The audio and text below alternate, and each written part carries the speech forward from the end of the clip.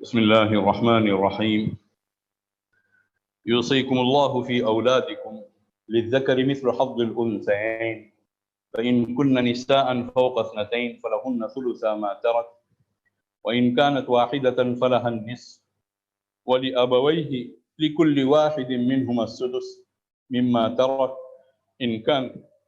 إن كان له ولد فإن لم يكن له ولد وورثه أبواه فلأمه الثلث فإن كان له إخوة فلأمه السدس من بعد وصية يوصي بها أو دين آباؤكم وأبناؤكم لا تدرون أيهم أقرب لكم نفعا فریضۃ من اللہ ان اللہ کان علیما حکیما۔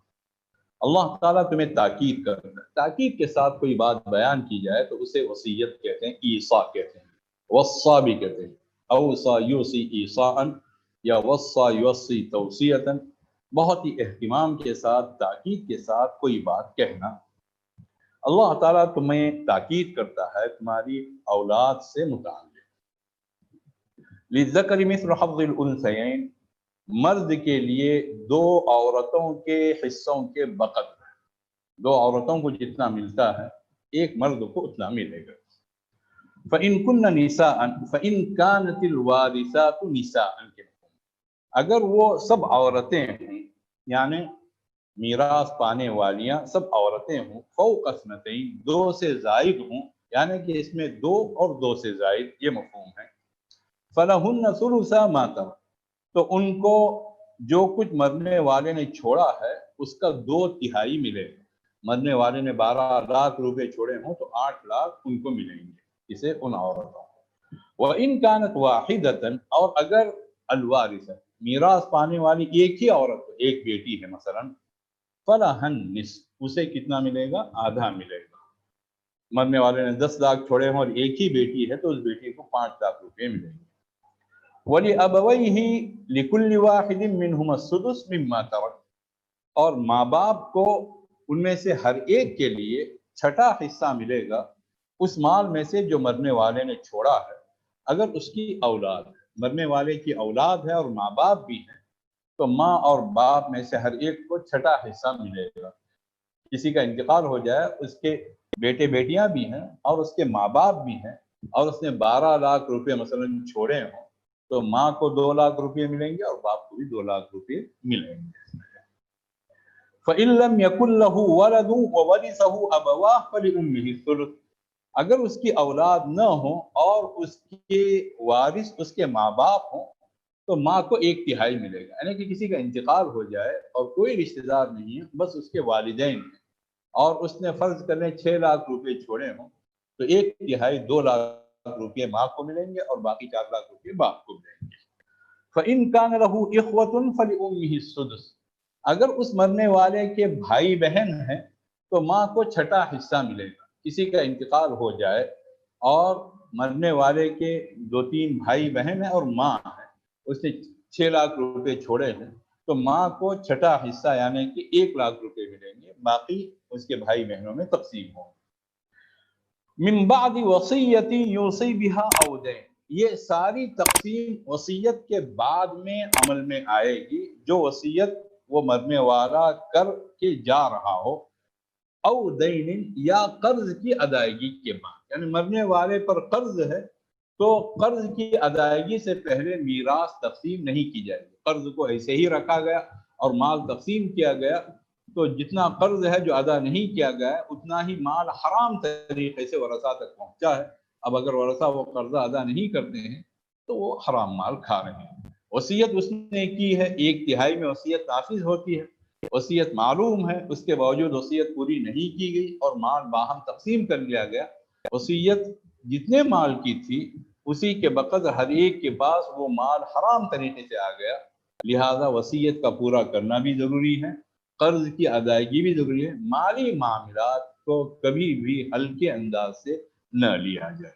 من بعد آباؤکم وابناؤکم لا تدرون ایہم اقرب لکم نفعا فریضۃ من اللہ ان اللہ کان علیما حکیما، تمہارے آبا اور تمہارے بیٹے، لا تدرون، اسے جو ہے آباؤکم وابناؤکم کی خبر مانا جائے، ہمیں سب سے زیادہ بہتر یہی توجیہ لگتی ہے، تمہیں معلوم نہیں کہ تمہارے لیے نفع کے لحاظ سے کون قریب ہے، آبا قریب ہیں یا ابنا قریب ہیں، تمہیں کچھ معلوم نہیں، اللہ رب العزت جانتا ہے کون کس کے لیے کتنا نفع رساں ہے۔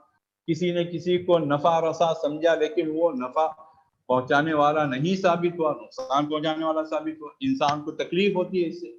اس لیے اللہ تعالیٰ نے مال کی ادائیگی اپنے ذمے دے رکھی ہے کہ اللہ تعالیٰ نے وہ وصیت، اللہ تعالیٰ نے میراث کے ضابطے متعین کر کے اللہ نے جس طرح بتایا اس کے مطابق انسان کام کرے، چاہے کسی کو کسی سے نفع ملے یا نہ ملے، زیادہ ملے کم ملے، اس سے بحث نہیں ہے۔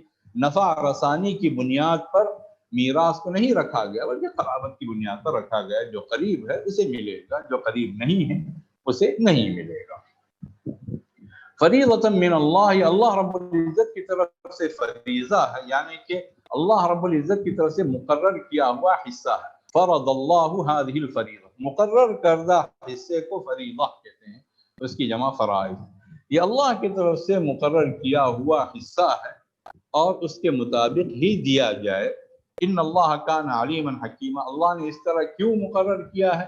اس سے کہ اللہ تعالیٰ سب کچھ جاننے والا ہے اور پوری حکمت اللہ، ساری حکمتیں اللہ کی ہیں، اس سے جو اس نے مقرر کیا ہے اس سے بہتر کوئی طریقہ ممکن ہی نہیں ہے۔ من وعن، اسے تسلیم کرو اور اس کے اس طریقے کو، جاری کردہ طریقے کو نافذ کرو۔ جاہلیت میں وراثت کی بنیاد ذکورت اور قوت پر تھی، یاد رکھیے گا۔ جو مرد ہوتا اور جو بالغ ہو چکا ہوتا وہ وارث ہوتا، عورتیں وارث ہی نہیں ہوتی تھی، اور جو بچے بالغ نہیں ہوئے ان کو میراث میں شامل نہیں کیا جاتا تھا۔ تو بالغ مرد وارث ہوتے تھے، عورتوں اور بچوں کا میراث میں کوئی حصہ نہ ہوتا۔ اللہ نے اس غلط بنیاد کو ختم کر دیا۔ یہ ان لوگوں نے جتنی بھی رسمیں وجود میں آتی ہیں وہ طاقتور کی طاقت پر مبنی ہوتی ہیں اور کمزور کو دبانے پر مشتمل ہوتی ہیں، یاد رکھیے۔ اللہ نے اس بنیاد کو ختم کر دیا۔ اسی طرح باہمی عہد و پیمان، ایک دوسرے کے ساتھ عہد کیا جاتا تھا جسے محالفہ کہتے ہیں، کہ میں تمہارا وارث بنوں گا، تم میرے وارث بنو گے، اسے محالفہ کہتے ہیں۔ یہ بھی میراث کی بنیاد تھا۔ اسلام میں کچھ مدت تک یہ بھی چیز رہی ہے لیکن اسے بھی ختم کر دیا گیا۔ اسی طرح ہجرت بھی وراثت کی کچھ بنیاد بن گئی تھی۔ ہجرت کر کے کوئی آ گیا اور کسی کے ساتھ کسی کی مواخات ہو گئی تو وہ ایک حقیقی بھائی کی طرح سمجھا جاتا تھا اور میراث بھی ایک دوسرے کی طرف منتقل ہوتی تھی۔ اس بنیاد کو بھی بعد میں کیا کر دیا گیا؟ ختم کر دیا گیا۔ اور اللہ رب العزت نے سب سے اخیر میں وراثت کا جو ابدی قانون متعین کیا ہے، اسے اچھی طرح سے ذہن نشین کر لیں، اس میں بنیاد قرابت کو بنا دیا گیا۔ کس کو بنا دیا گیا؟ قرابت کو۔ جو قرابت داری میں بہت زیادہ نزدیکی رکھتا ہے وہ وارث بنے۔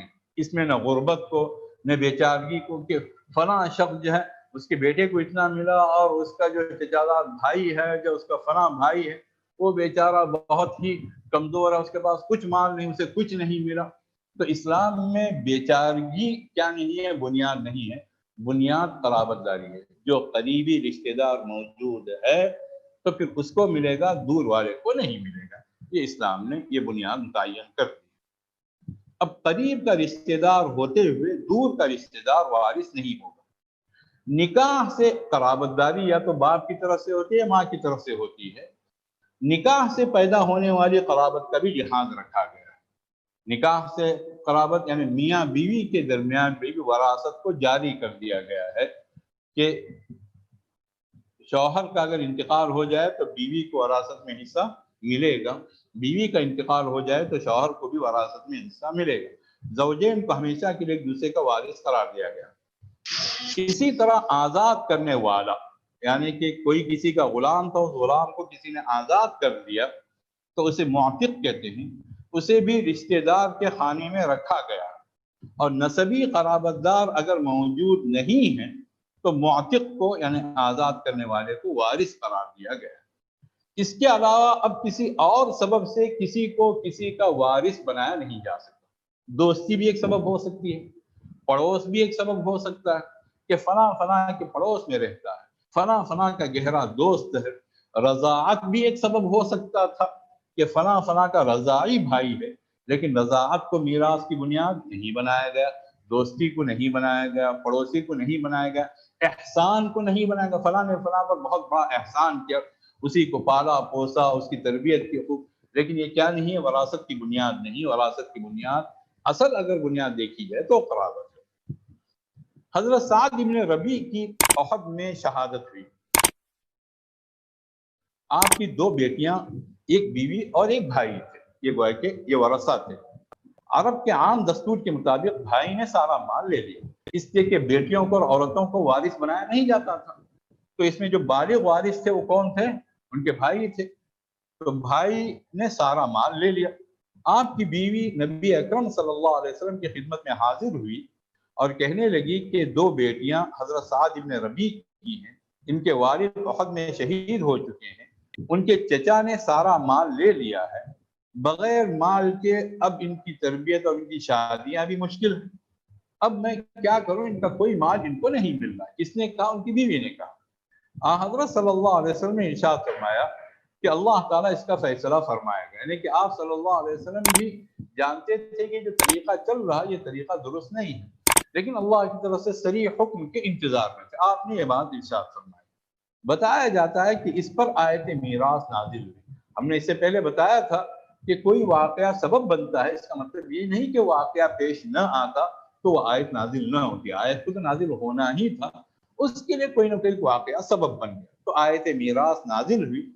آپ نے حضرت سعد بن ربیع کے بھائی کو بلا کر فرمایا دونوں بیٹیوں کو 2/3 دے دیا، یعنی اگر مثلا فرض کر لو کہ انہوں نے جو ہے اگر وہ کیا کہ 24 لاکھ روپے چھوڑے ہوں، 2/3 16 لاکھ روپے کسے دے دینا؟ دو بیٹیوں کو دے دینا، اور بیوی کو 8واں ایک حصہ ان بیٹیوں کی ماں کو، جو کہ حضرت سعد بن ربیع کی بیوی تھی، 8واں حصہ 3 لاکھ ان کو دے دینا، 19 لاکھ ہو گئے، 24 لاکھ باقی بچے 5 لاکھ، بچا ہوا وہ تمہارا ہے، جو 5 لاکھ باقی بچے وہ تمہارا ہے۔ یہ گویا کہ اس کے اندر یہ بات اللہ تعالیٰ نے ہمیشہ کی وہ ثابت کر دی کہ اب بچیوں کو بھی حصہ ملے گا، نابالغ بچوں کو بھی حصہ ملے گا، لڑکوں کو بھی ملے گا، لڑکیوں کو بھی ملے گا، عورتوں کو ملے گا، اور صرف بالغ مرد ہی وارث نہیں ہے بلکہ جو بھی اس طرح کی قرابت رکھتے ہیں تمام کے تمام میراث میں شریک